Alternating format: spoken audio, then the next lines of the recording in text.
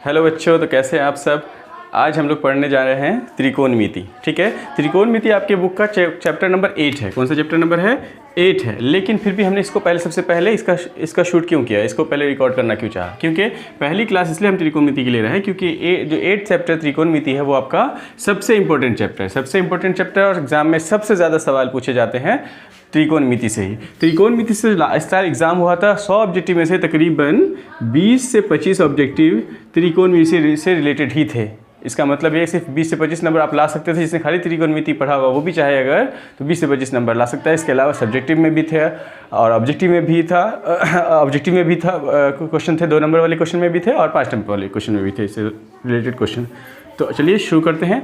त्रिकोणमिति सबसे पहले हम लोग बेसिक से शुरू करते हैं। कैसे शुरू करते हैं? बेसिक से पहले डिटेल में पढ़ेंगे, बेसिक को समझेंगे, पहले बेसिक्स को समझेंगे उसके बाद बेसिक को समझने के बाद हम शुरू करेंगे, इसके डिटेल में जाएंगे, अंदर तक जाएंगे। सबसे पहले हम लोग समझते हैं कि त्रिकोणमिति होता क्या है। त्रिकोणमिति एक इंग्लिश का वर्ड है, ग्रीक वर्ड है त्रिगोनोमेट्री। क्या नाम है? त्रिगोनोमेट्री। ये ग्रीक शब्द का, ग्रीक लैंग्वेज का ये शब्द है त्रिगोनोमेट्री। इसके 3 शब्दों से मिला हुआ है, त्रिगोन और मेट्री। ट्री मतलब होता है 3 हिस्से हैं इसके। ट्री मतलब होता है 3। ट्री मीन्स क्या होता है? 3। दूसरा शब्द है इसका गॉन मतलब होता है भुजा। गॉन का मीन्स क्या होता है? भुजा। और मेट्री तीसरा पार्ट है इस शब्द का, ग्रीक लैंग्वेज का एक शब्द है त्रिगोनोमेट्री, इसी से बना हुआ है त्रिकोणमिति। इसको मेट्री मतलब होता है माप। मीन्स क्या हुआ कि त्रिकोणमिति एक ऐसी चैप्टर है जिसके अंदर हम लोग पढ़ते हैं 3 भुजाओं की माप के बारे में। 3 भुजाओं की माप मतलब क्या हुआ? 3 भुजाओं की माप मतलब क्या हुआ? त्रिभुज के बारे में। क्या हुआ? 3 भुजाओं की माप किस में होती है? त्रिभुज में होती है। अब चलिए, मतलब क्या हुआ, हम कह सकते हैं कि त्रिकोणमिति, हम क्या कह सकते हैं? त्रिकोणमिति में हम त्रिभुज के 3 भुजाओं और 3 कोण से संबंधित अध्ययन करते हैं। क्या करते हैं? 3 भुजाओं और 3 कोण से संबंधित चीज़ों का अध्ययन करते हैं। अब बताइए बच्चों कि 3 भुजा और 3 कोण किस में होते हैं? त्रिभुज। बिल्कुल, त्रिभुज में होता है। अब त्रिभुज समझने से पहले हम लोग इस बात को समझते हैं कि कोण कितने प्रकार के होते हैं। आपने पहली 5वीं 6वीं 7वीं क्लास में पढ़ा होगा कि कोण कितने प्रकार के होते हैं। हमने बताया था आपको बेसिक जो 3 कोण होते हैं।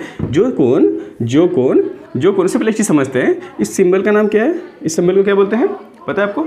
इस सिंबल को क्या बोलते हैं? इस सिंबल को क्या बोलते हैं? थीटा। क्या बोलते हैं? थीटा। क्या बोलते हैं? ये कुछ सिंबल है जो आपको इस चैप्टर के अंदर बहुत बार इस्तेमाल होने वाले हैं। इसको कहते हैं अल्फ़ा। क्या बोलते हैं? अल्फ़ा। क्या बोलते हैं बेटा? अल्फ़ा। क्या बोलते हैं? अल्फ़ा। इसको क्या बोलते हैं? क्या बोलते हैं बताइए? बीटा। क्या बोलते हैं? बीटा। और ये सिंबल किस चीज़ का है? गामा। किस चीज़ का है? गामा। ये 3-4 सिंबल हैं जो आपको इस चैप्टर में बार बार इस्तेमाल किए जाएंगे। और थीटा जो है कोण को दर्शाने के लिए, अल्फा बीटा गामा ये सब किसी को दर्शाने के लिए किया जाता है?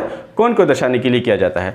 अगर कोई कोण 0 डिग्री से बड़ा हो, थीटा मतलब कोई कोण 0 डिग्री से बड़ा हो और 90 डिग्री से छोटा हो तो इसको बोलते हैं न्यून कोण। क्या बोलते हैं? न्यून कोण। ठीक है, क्या बोलते हैं?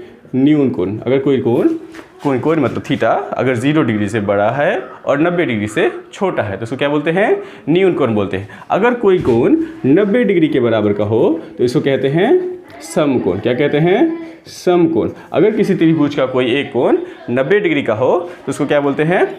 कोई अधिक कोई कोण 90 डिग्री का हो तो उसको बोलते हैं समकोण। और अगर कोई कोण 90 डिग्री से भी बड़ा हो, 90 थीटा जो है, अगर 90 थीटा अगर 90 के बराबर हो गया तो समकोण। थीटा अगर 90 से बड़ा हो और 180 डिग्री से छोटा हो तो इसको क्या बोलते हैं? बताइए, क्या बोलते हैं? अधिक कोण। ठीक है, क्या बोलते हैं? अधिक कोण। ठीक है, अगर आप यहाँ तक पहुँच चुके हैं, यहाँ तक वीडियो देख लिया आपने, तो एक काम कीजिए, आप कॉपी और पेन लेकर के बैठिए और जो लिखवा रहे हैं, जो बता रहे हैं वो अपनी कॉपी में नोट करना शुरू कर दीजिए। ठीक है बेटा, तो क्या समझा आपने कि त्रिकोणमिति क्या होता है? 3 भुजाओं की माप से रिलेटेड सवाल करते हैं हम लोग इसके अंदर जो सिंबल यूज़ होते हैं अल्फ़ा बीटा गामा ये सब थीटा ये सब सिंबल में आपका इस्तेमाल होने वाला है, बहुत कॉमन यूज़ होगा ये सब। उसके अलावा क्या समझा कि अगर थीटा 0 से बड़ा हो 90 से छोटा हो अगर कोई कोण 0 से बड़ा हो और 90 से छोटा हो तो उसको क्या बोलते हैं, न्यून कोण कहते हैं। और अगर कोई कोण 90 डिग्री के बराबर हो तो उसको क्या कहते हैं, समकोण कहते हैं। और अगर कोई कोण थीटा जो है अगर 90 डिग्री से बड़ा हो और 180 डिग्री से छोटा हो तो उसको क्या कहते हैं, अधिक कोण कहते हैं। अब देखिए इस हिसाब से त्रिभुज भी 3 प्रकार के होते हैं, त्रिभुज भी 3 प्रकार के होते हैं। एक होता है न्यून कोण त्रिभुज। क्या होता है, न्यून कोण त्रिभुज। क्या होता है, न्यून कोण त्रिभुज। इस त्रिभुज के अंदर देखिए इसके तीनों कोण जो है 90 डिग्री से छोटे हैं तो इसको क्या बोलेंगे, न्यून कोण त्रिभुज। क्या बोलेंगे, न्यून कोण त्रिभुज। क्या बोलेंगे, न्यून कोण त्रिभुज। और अगर यदि किसी त्रिभुज का कोई एक कोण 90 डिग्री का हो, कोई एक कोण 90 डिग्री का हो, इसमें बताइए 90 डिग्री कौन सा कोण है, ये त्रिभुज ए है, ये ABC है, ये त्रिभुज भी ABC है। इस त्रिभुज के अंदर बताइए 90 डिग्री कौन सा कोण है, बताइए जल्दी। अच्छा B है, कौन सा कोण है, B है। ठीक है, इसको क्या बोलते हैं, समकोण त्रिभुज। क्या कहते हैं, बताइए, समकोण त्रिभुज। और तीसरा प्रकार कौन सा है, अधिक कोण त्रिभुज। तीसरा प्रकार कौन सा त्रिभुज का, अधिक कोण त्रिभुज। यदि किसी त्रिभुज का एक कोण, ये त्रिभुज हो गया, इसका नाम XYZ, ये एक त्रिभुज है। इस त्रिभुज का देखिए कोई एक कोण, ये वाला कोण 90 डिग्री से ज़्यादा का है, मान लीजिए 120 डिग्री है। ठीक है, ये 90 डिग्री है। ठीक है, तो ये 120 डिग्री 90 से अधिक हो गया तो ये त्रिभुज कौन सा हो गया, अधिक कोण त्रिभुज। कौन सा त्रिभुज हो गया, अधिक कोण त्रिभुज। ये कोण त्रिभुज क्या कहलाएगा, अधिक कोण त्रिभुज। जिस त्रिभुज का तीनों कोण 90 डिग्री से छोटा हो उसे न्यून कोण त्रिभुज कहेंगे।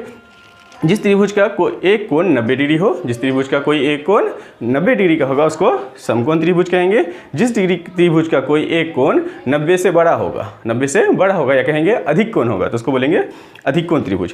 अच्छा बच्चे बताओ, त्रिभुज के तीनों कोणों का योग कितना होता है, त्रिभुज के तीनों कोणों को अगर मिला दे तो कितना डिग्री होता है, बताइए। अच्छा 180 डिग्री, बिल्कुल। अब ये एग्जाम्पल लेते हैं, अगर 180 डिग्री होता है तो ये 70 डिग्री हो सकता है, ये 50 डिग्री हो सकता है, और ये कितना होगा बताओ, और ये 70 और 50 होती है, ये वाला कितना होगा, बताइए जल्दी। अच्छा 70 50 कितना, 120 हो गया, बचा कितना 60 डिग्री, तो ये वाला कोण कितना होगा 60 डिग्री। ठीक है, अब ये समकोण त्रिभुज है। समकोण में तो एक कोण B जो है हमारा, ये कोण B जो है वो कितने डिग्री का है, 90 डिग्री का। मतलब क्या हुआ कि कोण A और C को मिला के भी कितना होगा, 90 डिग्री। क्यों, क्योंकि तीनों को मिला के कितना होना है, 180 डिग्री। ये ऑलरेडी 90 डिग्री है तो कोण A और C को मिला के कितना होगा, 90 डिग्री। ठीक है, ये अगर मान लेते हैं हम 40 डिग्री है तो ये कितना होगा बताइए, 90 40 कितना हो गया, 130। बचा कितना बताओ, कितना बचा, 50 डिग्री। कितना बचा, 50 डिग्री। ठीक है, तो ये 90 40 और 50 मिलकर कितना हो गया, 180 डिग्री। ठीक है, तो इस त्रिभुज के तीनों कोणों का ये 180 डिग्री हो गया। अब ये बताइए इस त्रिभुज में, ये अधिक कोण त्रिभुज है, अधिक कोण त्रिभुज का एक कोण 120 डिग्री का है, तो बाकी ये दोनों कोणों को मिला के कितना होगा, 180 में से 120 घटा दो, कितना बच गया, कितना बचा, 60 डिग्री। अब 60 डिग्री में इसका भी होगा, इसका भी होगा।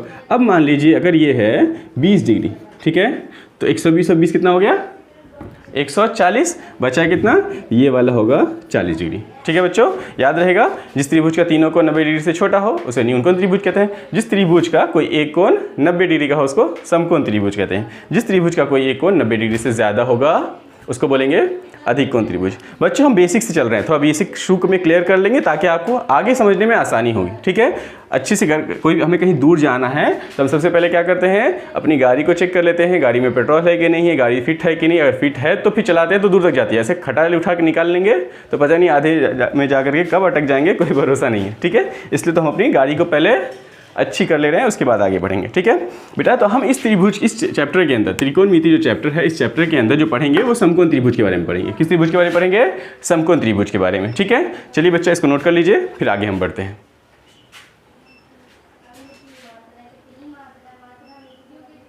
ये त्रिकोणमिति जो होता है वो एक्चुअली में त्रिकोणमिति जो होता है वो समकोण त्रिभुज के बारे में पढ़ा जाता है। त्रिकोणमिति किसके बारे में पढ़ा जाता है, समकोण त्रिभुज। त्रिकोणमिति पूरा डिपेंड है समकोण त्रिभुज पे। ये 90 डिग्री हुआ त्रिकोणमिति के अंदर, ये 90 डिग्री होता है अगर कोण, तो 90 के सामने वाली भुजा कौन सी होती है, कर्ण होती है। 90 के सामने वाली भुजा कर्ण होती है। और थीटा जहाँ भी हो, थीटा यहाँ हो, अगर थीटा यहाँ है तो इसके सामने वाली भुजा ये जो होती है वो क्या होती है, लंब होती है, यानी कि लंब होती है, यानी कि परपेंडिकुलर पी होती है। और थीटा की बाजू वाली जो होती है वो आधार होती है। ठीक है, ये समकोण त्रिभुज है। और कर्ण, आधार को इंग्लिश में बेस बोलते हैं इसलिए बी से दर्शाया जाता है। कर्ण को हाइपोटेन्यूज बोलते हैं इसलिए एच से दर्शाया जाता है। ऐसे भी हो सकता है समकोण त्रिभुज। समकोण त्रिभुज ऐसा भी हो सकता है। इस समकोण त्रिभुज में अगर थीटा यहाँ है तो इसके सामने वाला ये क्या होगा, पी होगा। 90 डिग्री के सामने वाला जो होगा वो एच होगा और थीटा की बाजू वाला क्या होगा, बेस होगा, आधार होगा। ठीक है बेटा, 90 की बाजू वाला, थीटा की बाजू वाला आधार, थीटा के सामने वाला लंब होगा और थीटा के 90 डिग्री के सामने वाला क्या होगा, कर्ण होगा। ठीक है बच्चा। अब देखिए हम क्या पहचानेंगे, हमको पहचानना आ गया कि लंब कौन सा होता है और आधार कौन सा होता है। हमने क्या सीखा कि थीटा और कर्ण कौन सा होता है। 90 के सामने वाली भुजा कर्ण होती है, थीटा के बाजू वाली भुजा आधार होती है, थीटा के सामने वाली भुजा लंब होती है, थीटा के सामने वाली भुजा लंब, थीटा के 90 के सामने वाली भुजा कर्ण और थीटा के बाजू वाली भुजा आधार होती है। ठीक है, इन तीनों आधार, लंब और कर्ण के अंदर, आधार, लंब और कर्ण के अंदर एक रिश्ता होता है। वो रिश्ता क्या है तीनों के बीच में का, कि कर्ण का स्क्वायर जो होता है वो आधार के स्क्वायर और लंब का स्क्वायर को अगर जोड़ दिया जाए वो कर्ण के स्क्वायर के बराबर होता है।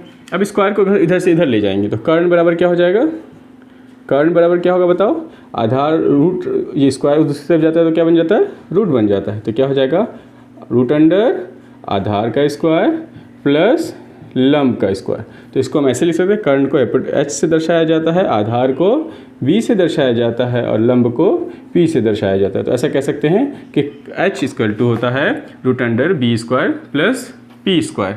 ठीक है, root under B square plus P square क्या होता है, H equal to root under B square plus P square, root under H equal to root under B square plus P square. इसी फॉर्मूला से हम क्या क्या निकाल सकते हैं, बी इक्वल टू होगा H square minus P square, B equal to क्या होगा, H square minus P square. उसी तरह से पी इक्वल टू क्या होगा, एच स्क्वायर माइनस बी का square, H square root under H का स्क्वायर माइनस बी का स्क्वायर। ठीक है, ये तीन फॉर्मूले हैं जो बहुत ज़्यादा आपके इस्तेमाल होने वाले हैं, तीनों को याद रखिएगा। कर्ण जब निकालते हैं तो बेस का स्क्वायर और लंब के स्क्वायर को, आधार के स्क्वायर और लंब के स्क्वायर को जोड़ते हैं। लेकिन जब कर्ण चूँकि लंबी भुजा है तो लंबी भुजा सबसे बड़ी भुजा को निकालने के लिए जोड़ा जाता है, और जो छोटी भुजा है आधार और लंब क्या है, कर्ण से छोटी है। तो हमेशा कर्ण से छोटी, तो याद रखेंगे इसको, इसमें घटने का फॉर्मूला आएगा। आधार और लंब के साथ क्या होता है, घटता है, और एच के साथ क्या होता है, जुड़ता है। तो एच जब निकाल रहे हैं तो B square plus P square को जोड़ा जाता है, और जब बी निकाल रहे हैं तो एच स्क्वायर में से पी स्क्वायर को घटाया जाता है। ठीक है, याद रखिएगा। अब चलिए कुछ सवाल लेते हैं, अब उसको हम सॉल्व करने की कोशिश करेंगे इस फॉर्मूले के हिसाब से। ठीक है बेटा, चलो एक एग्जाम्पल लेते हैं। एग्जाम्पल क्या लेते हैं हम, एक त्रिभुज लेते हैं। इस त्रिभुज में बताओ, इस त्रिभुज में अगर यहाँ थीटा है तो थीटा के, और यहाँ 90 डिग्री, तो 90 के सामने वाला कर्ण है। ठीक है, और थीटा के सामने वाला लंब, अगर लंब है 4 और ये नीचे जो आधार है, लंब में ए बी सी, अगर ए बी जो है लंब है वो 4 सेंटीमीटर का है और बी सी जो है वो 3 है, तो हमें एच निकालना है। बताओ कैसे निकालेंगे एच निकालने के लिए क्या करेंगे, हमें पता है चूँकि थीटा के सामने वाला ए बी निकालना, ए सी निकालना। फॉर्मूला क्या होता है, एच इक्वल टू क्या होता है, root under P square plus B square. P 4 है तो 4 का स्क्वायर प्लस 3 का स्क्वायर, तो 4 का स्क्वायर कितना होता है 16, 3 का स्क्वायर 9, रूट अंडर 16 और 9 25, तो 25 का रूट कितना होगा बेटा, 25 का रूट कितना होता है, तो बेसिक है आपको पता ही होगा, 25 का रूट 5 होता है। एच कितना फाइंड कर लिया हमने, एच कितना पता चला हमको, एच कितना आ गया 5 हो गया। चलो बेटा इसको सॉल्व कर लो। उसके अलावा एक और क्वेश्चन देखते हैं, हम लोग और क्वेश्चन देखते हैं, और दोबारा और सॉल्व करेंगे, और क्वेश्चन सॉल्व करेंगे। अगला सवाल लेते हैं, इसको हम मान लेते हैं कर्ण जो है हमारा, अच्छा आपको पता है एक चिंटू है आपकी क्लास में, उस चिंटू को क्या लगता है कि हमेशा जो है ये जो 90 डिग्री है इसके सामने वाला, तो उसको पता है कि कर्ण होता है, ठीक है, एच होता है, लेकिन उसको लगता है कि नीचे वाला आधार होता है और ये वाला लंब होता है। क्या ऐसा हमेशा होता है, बताइए। चिंटू को सही लग रहा है, नहीं बेटा उसको गलत लग रहा है। क्यों, क्योंकि हमें पता नहीं अभी थीटा कहाँ है। थीटा अगर यहाँ होगा तो इसके सामने वाला लंब तो ठीक है, लेकिन अगर थीटा यहाँ नहीं है, यहाँ है, तो फिर लंब ये हो जाएगा, थीटा अगर यहाँ है तो लंब ये हो जाएगा और आधार ये हो जाएगा। ठीक है बेटा, चलिए बेटा अब आपको बताया क्या मैंने कि त्रिभुज, किसी भी समकोण त्रिभुज की सबसे लंबी भुजा कौन सी है। तो एग्जाम्पल बताओ, इसमें से इस 3 भुजा की माप दी हुई है अगर 8, 6 और 13, चलिए बताओ इसमें से कर्ण कौन सी भुजा होगी, कर्ण कौन सी भुजा होगी? वाह बेटा, कौन सी भुजा होगी? 13 होगी। एक और एग्जांपल लेते हैं, इसमें बताओ 12, 13 और 5 है, 3 भुजाओं की लंबाई क्या है? 12, 13, 5। इसमें से कर्ण कौन सी होगी? कर्ण कौन सी होगी बताइए? अच्छा, कौन सी होगी? 13 होगी। क्यों 13 होगी? सबसे लंबी भुजा, क्योंकि पता है हमको सबसे लंबी भुजा कौन सी होती है? कर्ण होती है। तो इन तीनों में सबसे लंबा कौन सा है? सबसे बड़ा कौन सा है? 13 है, इसलिए कर्ण हो गया 13। एक और एग्जांपल लेते हैं, चलिए। एक है 25, 7 और 24। इसमें बताइए आप लोग कर्ण कौन सी होगी? कर्ण कौन सी होगी? 25 होगी। सबसे बड़ी भुजा 25 है। अब देखो 8 और 6 में से कोई एक आधार हो सकता है, एक लंब हो सकता है। इसमें 12, 13, 5 में से 12, 5 में से कोई आधार और लंब हो सकता है, लेकिन कर्ण हमेशा 13 होगा। 25, 7, 24 में से कर्ण हमेशा 25 होगा। 7 और 24 में से कोई एक आधार हो सकता है, कोई एक लंब हो सकता है। ठीक है बेटा, याद रखेंगे। अब चलिए, अच्छा इस फॉर्मूले को क्या बोलते हैं? आपको अभी बताया जो हमने क्या बताया? h इक्वल टू क्या होता है? p square plus b square. क्या बताया हमने? कि h का स्क्वायर जो होता है वो p के स्क्वायर प्लस b का स्क्वायर। इसको क्या बोलते हैं? पाइथागोरस परिमेय। क्या बोलते हैं? पाइथागोरस परिमेय। क्या बोलते हैं? पाइथागोरस परिमेय। ठीक है, ये पाइथागोरस साइंटिस्ट के मैथमेटिशियन ने बताया था, इसलिए इसके नाम पे ये फॉर्मूला का नाम क्या रख दिया गया? पाइथागोरस परिमेय। h का स्क्वायर इक्वल टू क्या होता है? p का स्क्वायर प्लस b स्क्वायर। या इसको से याद रखो, दिमाग में बार बार रिपीट कर रहा हूँ, उसको याद रखना है। या फिर कर्ण का स्क्वायर बराबर आधार का स्क्वायर प्लस लंब का स्क्वायर। ठीक है बेटा, चलिए अब एग्जाम्पल लेते हैं एक। अब एग्जाम्पल लेते हैं, आप सॉल्व करते हैं। अगर हम मान लेते हैं आप लोग लिखते रहिए। हाँ, अब देखिए 2 भुजाएँ हैं। एक किसी समकोण त्रिभुज है, ये समकोण त्रिभुज है, ये समकोण त्रिभुज है। इसमें से एक है 8, एक है 6। तो हमको h फाइंड करना है बेटा। कैसे फाइंड करेंगे? h कैसे फाइंड करेंगे? h इक्वल टू क्या होता है? p square plus b square. यहाँ पर p b किसको मान लो, उससे कोई फर्क नहीं पड़ रहा है। ठीक है, अगर थीटा यहाँ ले लेते हैं तो ये p हो गया। तो क्या हो जाएगा? ये 8 का स्क्वायर प्लस 6 का स्क्वायर। ठीक है, 8 का स्क्वायर कितना होता है? 8 का स्क्वायर कितना होता है? 64, 64। 6 का स्क्वायर 36। ठीक है, 8 का स्क्वायर, ठीक है, 8 का स्क्वायर 64, 6 का स्क्वायर 36। ठीक है, 64 का वर्गमूल कितना होता है? 64 का वर्गमूल कितना होता है? 64 और 36 को जोड़ने पे कितना होगा? 100 होगा। और 100 का वर्गमूल कितना होता है? 10 होगा। बेटा यहाँ पे हमने 13 लिखा था, वो गलत लिखा था। 8, 6 होगा तो कितना होगा? यहाँ पर अगले कर्ण जो होगा वो 10 सेंटीमीटर का होगा। ठीक है, 8 और 6 होगा तो कर्ण कितना होगा? 10 होगा। तो हमने क्या फाइंड किया? 6 और 8 पता था, तो कर्ण कितना निकला? 10 निकला। चलिए एक और एग्जांपल लेते हैं। आप इसको नोट कर लीजिएगा, वीडियो पॉज कीजिए और नोट कर लीजिए। ठीक है, एक और एग्जांपल लेते हैं। अगर मान लेते हैं एक समकोण त्रिभुज लेते हैं। इसमें एक है, ये है मान लीजिए 10 और ये है 12। तो आपको h फाइंड करना है। ठीक है, ये त्रिभुज है ABC, एक समकोण त्रिभुज है। एक दिया हुआ b और p में से एक है 12, एक है 10 है। क्या है? एक है 12 और दूसरा 10 है। ठीक है, तो अब हमें क्या फाइंड करना है? h फाइंड करना है। तो h इक्वल टू क्या होगा? √ p square plus b square. तो h इक्वल टू क्या होगा? p की वैल्यू कितनी हो गई? 12 का स्क्वायर प्लस 10 का स्क्वायर। तो 12 का स्क्वायर कितना हो जाएगा? 144। क्या उतना होगा? 144। 10 का स्क्वायर 100 इक्वल टू कितना हो जाएगा? 244। कितना हो जाएगा? 244, 244 हो जाएगा। अब इसका कर्ण कितना हो गया? हमने जब क्या 244 हो गया। अब ये क्या हो गया? 244 क्या हो गया?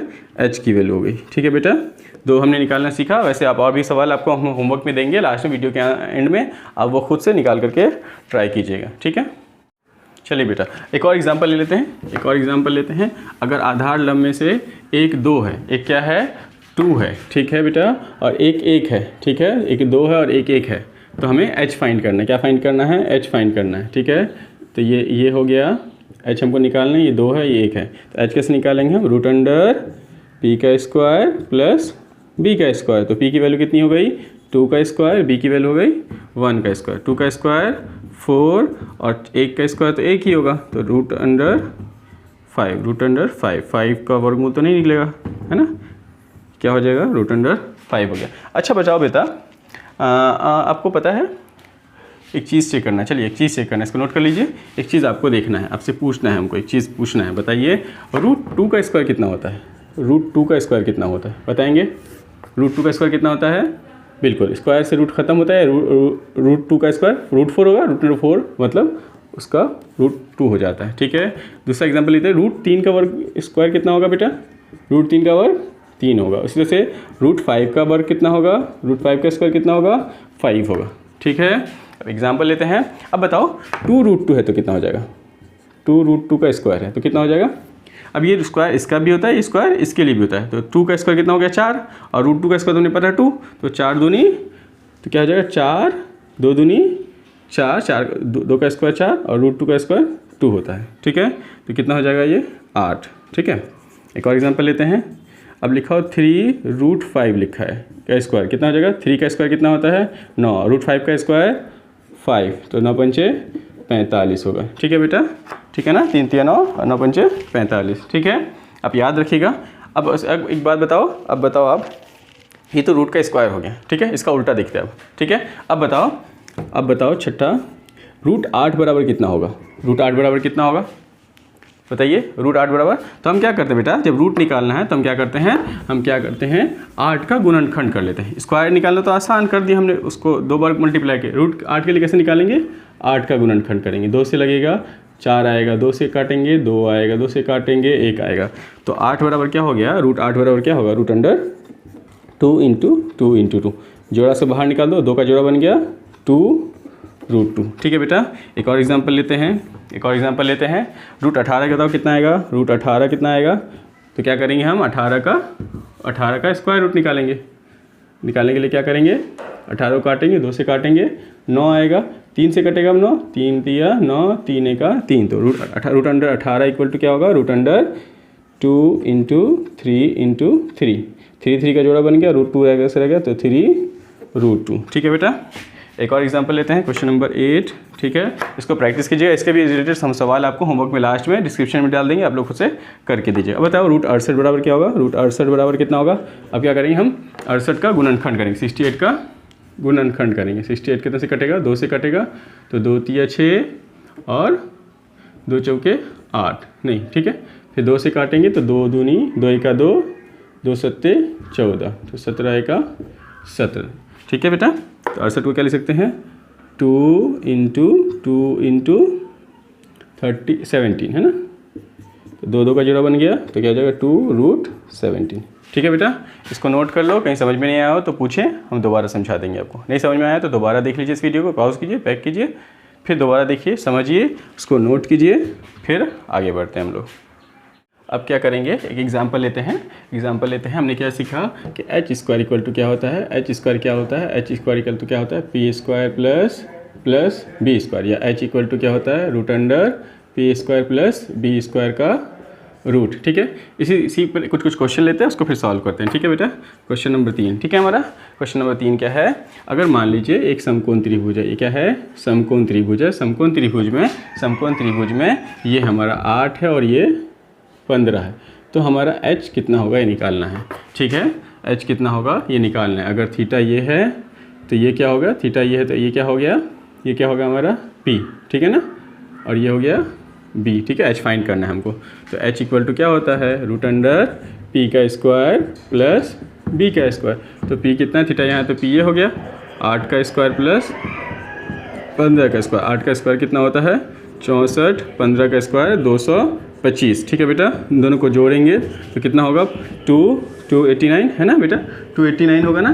289 का वर्गमूल कितना होगा, 17 गुने 17, मतलब 17 और 17 का वर्गमूल कितना हो जाएगा, 17 इंटू 17 का वर्गमूल 7। ठीक है, h कितना हो गया हमारा 17 हो गया बेटा। ठीक है बेटा, एक और एग्जांपल ले लेते हैं। ठीक है, उसके बाद हमारा देखो बच्चे रिवीजन करेंगे, जो बार बार प्रैक्टिस करेंगे। मैथ्स में कोई तेज़ नहीं होता बेटा, जो ज़्यादा प्रैक्टिस करेगा वही तेज़ होता है, जो कम प्रैक्टिस करेगा वो कमज़ोर हो जाता है। ठीक है बेटा, तो आप ज़्यादा प्रैक्टिस करेंगे तो आपको ज़्यादा आएगा, आप ही तेज़ रहेंगे। ठीक है बेटा, चलिए एक और एग्जांपल लेते हैं। अगर मान लो इस समकोण त्रिभुज के अंदर ये A है, ये B है, तो ये कितना होगा बताओ, ये क्या है h है ना, तो h हम क्या जानते हैं, h इक्वल टू क्या होता है, p का स्क्वायर प्लस b का स्क्वायर, तो इन दोनों में एक p होगा एक b होगा, तो क्या हो जाएगा, p की जगह पर a स्क्वायर लिख दो, p और b की जगह पर b का स्क्वायर हो गया, तो h इक्वल टू क्या हो गया, h इक्वल टू क्या होगा, √a का स्क्वायर प्लस b का स्क्वायर। ठीक है बेटा, ठीक है, इसको अच्छे से समझ लो।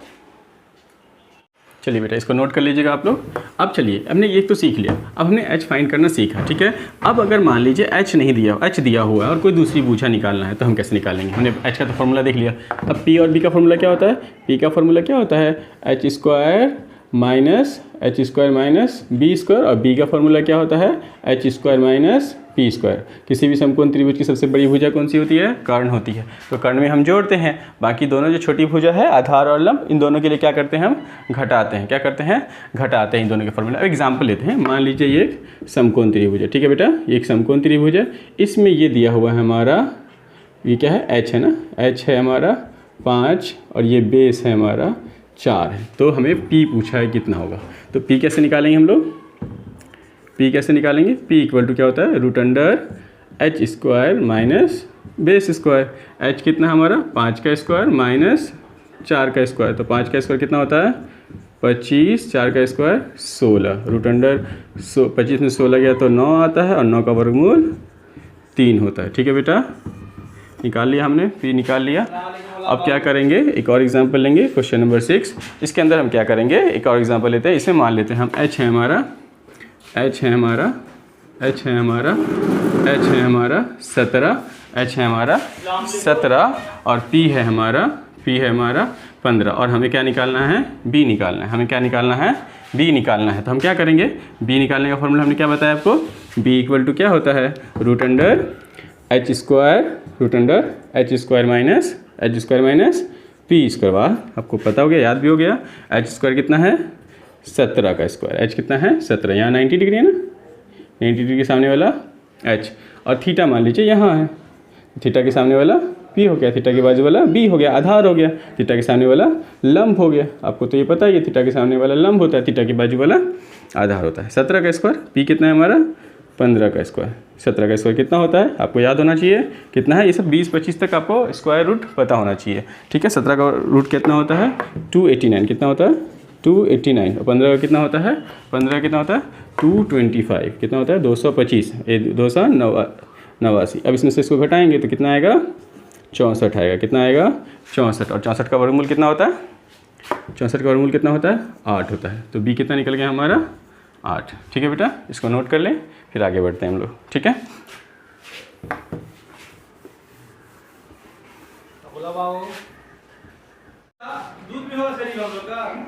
चलिए बेटा, अब क्या करना है, इसमें हमको इस क्वेश्चन के अंदर क्या फाइंड करना है, एच और पी पता है हमको, पी फाइंड करना है। इस क्वेश्चन में क्या पता है, एच और पता है, ये बी थीटा के बाजू में बी पता है ना, फिर तो इसको हम थीटा यहाँ ले लेते हैं, इसको भी थीटा क्या कर लेंगे हम, इसको थीटा यहाँ ले लेते हैं। अब क्या हो गया, ये पी पता है तो हमें क्या फाइंड करना है, बी फाइंड करना है। इसके अंदर हमें बी और पी पता है तो एच फाइंड करना है, और रूट 7 का मान पता करना है 5, रूट 3 का मान पता करना है 7, रूट 2 का पता करना है, रूट 20 का मान पता 80 का मान पता करना है, रूट 120 का मान आपको पता करना है। इसके आंसर डिस्क्रिप्शन में लिखे हुए हैं, पहले आप सॉल्व करेंगे, उसके बाद आंसर डिस्क्रिप्शन में देखेंगे। ओके बेटा, थैंक यू। अगली वीडियो, सेकंड वीडियो जल्द आएगी, देखेंगे आप लोग, फिर आगे पढ़ेंगे। ये तो बेसिक था जो आपको जानना त्रिकोणमिति पढ़ने के लिए बहुत ज़रूरी है। इसको जानेंगे तो त्रिकोणमिति पढ़ने में आएगा, समझ में आएगा, वरना समझ में नहीं आएगा। ठीक है।